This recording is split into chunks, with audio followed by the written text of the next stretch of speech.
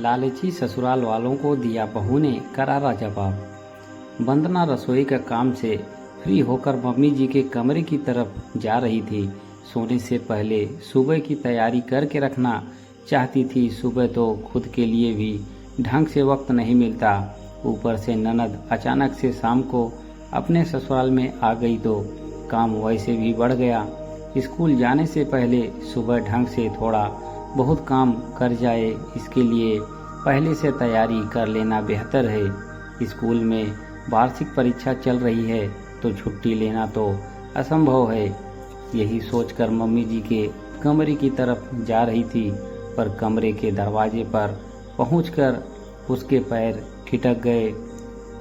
अंदर उसकी सास सुशीला जी, उसका पति मधुर, देवर अंशुल और ननद बनीता बैठकर बातें कर रहे थे।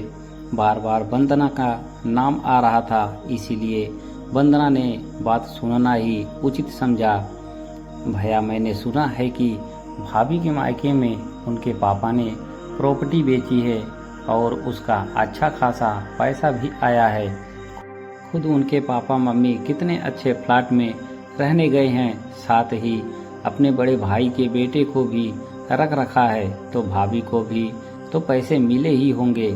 बनीता की बात सुनकर मधुर बोला, अरे मुझे क्या पता, ना तो पापा जी ने कुछ बताया और ना ही वंदना ने। दोनों की दोनों बाप बेटी अंदर के अंदर ही सब कुछ कर लेते हैं, पर यहाँ दामाद की तो कोई इज्जत नहीं है। मुझे तो बताना भी ठीक नहीं समझते।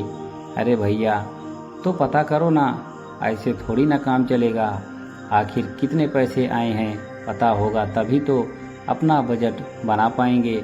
और इस बार मुझे बाइक लेनी ही लेनी है, चाहे कुछ भी हो जाए। अंशुल ने जिद करते हुए कहा तो बनीता कहाँ पीछे रहती, वह भी अपनी फरमाइश करते हुए बोली, हाँ भैया, पता ही कर लो। मुझे भी इस बार सोने के कड़े तो चाहिए ही चाहिए। आप लोगों से तो इतना भी नहीं हुआ कि मुझे सोने के कड़े शादी में ही दे देते। जब मेरी देवरानी अपने मायके से आई हुए सोने के कड़े पहनती है तो मुझे सही में बहुत बुरा लगता है। ऐसे लगता है कि जैसे मुझे ही दिखा रही हो। तभी सुशीला जी भी बोली, तुम दोनों चुप करो, मुझे बात करने दो। देखो मधुर, पैसों की ज़रूरत इन दोनों को ही नहीं, मुझे भी है। मैं भी सोच रही हूँ कि इस मकान के ऊपर एक मंजिल और चढ़ा दूँ, ताकि कल को अंशुल की भी शादी हो तो परेशानी ना हो। अब हम लोग तुमसे नहीं कहेंगे तो किससे कहेंगे? बहू के पास पैसा रखा है और हम लोग परेशान हो रहे हैं, ये कोई बात होती है क्या? उल्टा जब पैसा हमारे पास हो तो हमें तो हमारे स्टैंडर्ड बढ़ाना चाहिए। तुम अपने ससुर जी से पूछो तो अच्छा नहीं लगेगा। तुम वंदना से बात कर ही सकते हो ना कि आखिर प्रॉपर्टी को बेचने पर कितना नफा हुआ है। आखिर वो अपने माता पिता की इकलौती बेटी है। आज नहीं तो कल सब कुछ तुम्हारा ही तो होना है। उनकी प्रॉपर्टी पर तुम्हारा भी तो पूरा अधिकार है। मुझे तो यकीन नहीं होता कि वंदना ने तुम्हें अभी तक कुछ नहीं बताया और वंदना के ताऊ जी की बेटे को क्यों रख रखा है। मधुर, संभल जा, नहीं तो मालूम पड़े तेरा हिस्सा तो तेरा साला ले उड़ा। थोड़ी देर की खामोशी के बाद मधुर बोला, ठीक है माँ, मैं वंदना से बात करता हूँ। मैं भी सोच रहा हूँ कि ये नौकरी वोकरी छोड़कर खुद का बिजनेस ही शुरू कर लूँ। कब तक लोगों की जी हुजूरी करता रहूँगा। अब जरा बात करता हूँ कि कितने पैसे आए हैं, ताकि आगे की प्लानिंग कर सकूँ। वंदना ने उसके आगे कुछ नहीं सुना। वो उल्टे पैर वापस अपने कमरे में चली गई। उन लोगों की बातें याद कर उसका सिर दर्द से फटा जा रहा था। कितने लालची हैं ये लोग, जब देखो बहाना बनाकर उनके मायके से पैसा निकालने के लिए मुंह खोले बैठे रहते हैं, जैसे ये लोग कमाकर उनके मायके रख कर आए हैं। जबकि उसके मायके वालों को उसकी ज़रूरत होती है तो ये लोग साथ भी नहीं खड़े होते। पिछले साल बनीता की शादी में भी पापा ने अपनी एफडी तुड़वाकर इन लोगों को कर्जा दिया था, जिसे तो ये लोग डकार गए। एक बार भी नहीं पूछा कि पापा जी आपको पैसे की ज़रूरत है या नहीं, लौटाना है या नहीं। यही नहीं, अभी जब तो 2 महीने पहले पापा को हार्ट अटैक आया था, तब तो उन्होंने कोई सेवा करने नहीं गया।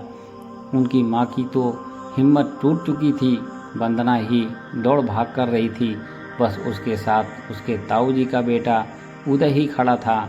मधुर तो जब तक पापा हॉस्पिटल में रहे तब तक रोज शाम थोड़ी ही देर आकर चले जाते थे। एक बार भी उसने ये पूछना मुनासिब नहीं समझा कि पैसों का बंदोबस्त कैसे हो पाया, जबकि वो अच्छी तरह जानता था कि उसके मायके वालों की भी मध्यम वर्गीय परिवार के लोग हैं और प्रॉपर्टी के नाम पर उनके पास सिर्फ उनका मकान है जिसमें वो रहते हैं।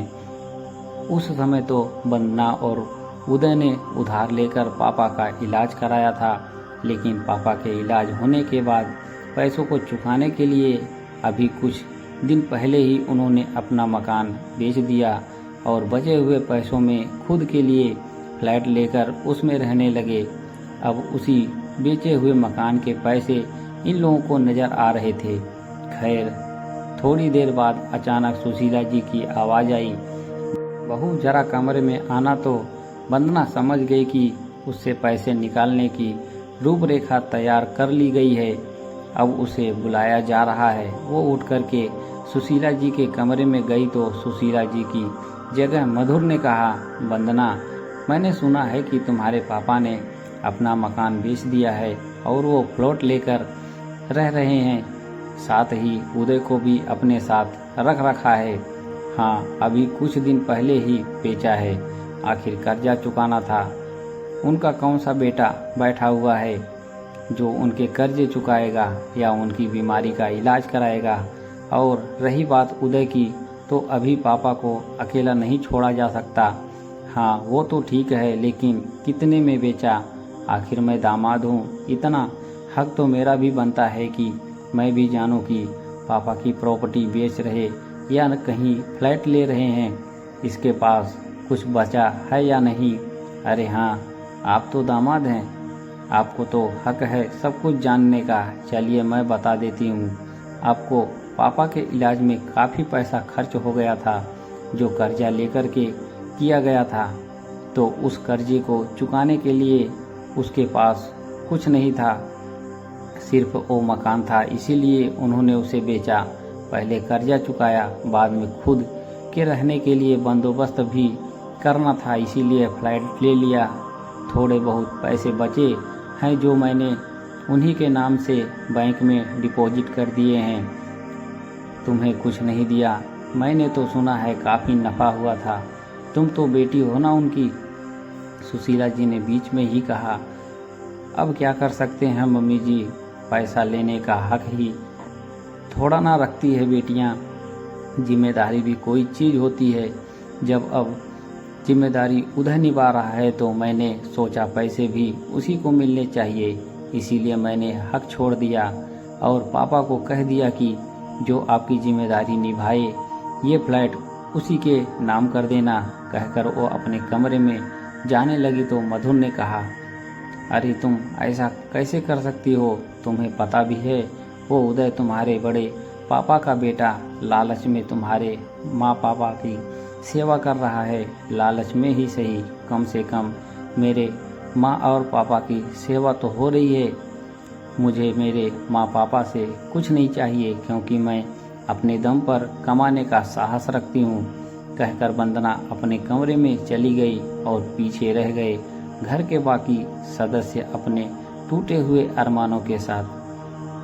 दोस्तों, कहानी अच्छी लगी हो तो एक लाइक ज़रूर करें और चैनल को सब्सक्राइब करना ना भूलें, ताकि आपको ऐसी ही पारिवारिक कहानियाँ सुनने को मिलती रहें। हमारे चैनल पर बने रहने के लिए आप सभी का धन्यवाद।